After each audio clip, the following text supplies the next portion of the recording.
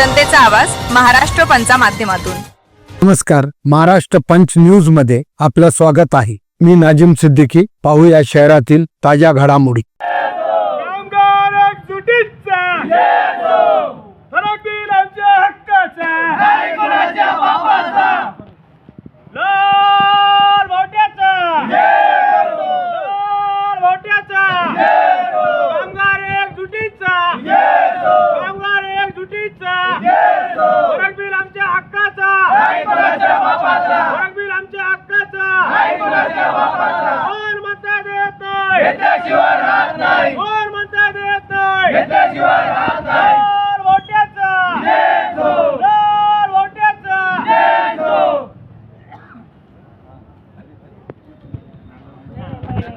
Madhuri madam तुम आगे बढ़ो, हम तुम्हारे साथ हैं। माधुरी मैडम तुम आगे बढ़ो, हम तुम्हारे साथ हैं। लाल बॉटम विजय हो, लाल बॉटम विजय हो।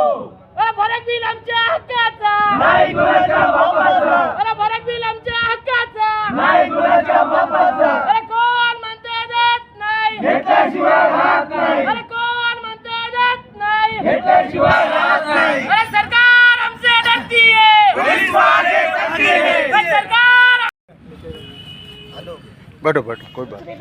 हे आमचा फरक बिलचा मुद्दा आहे। 2018-19-20चा फरक बिल थांबलेला आहे। करोना काळामध्ये जे आम्ही काम केलं, कष्ट केलं, करोना काळामध्ये कोणी व्यक्ती घराच्या बाहेर नव्हतं, तेव्हा आम्ही सर्व हमालांनी डाळी गोदामाच्या गावी गावी जाऊन हे राशन पोहोचवण्याचं काम केलं।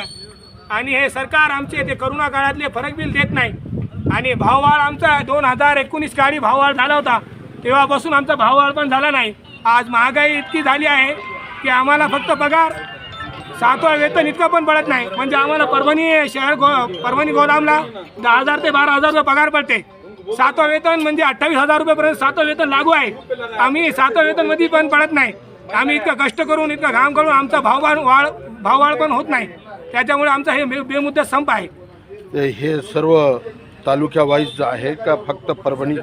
हे पूर्ण परभणी जिल्ह्यातल्या 10 गोदामातल्या पूर्ण 10 तालुक्यातल्या 10 गोदाम सगळे बंद आहे, सर्व संपावर आहेत। म्हणजे जे माल येतोय तो तुम्ही उतरवणार नाही? उतरवणार नाही, चढवणार नाही आणि कोणाला दुसऱ्याला काम पण करू देणार नाही।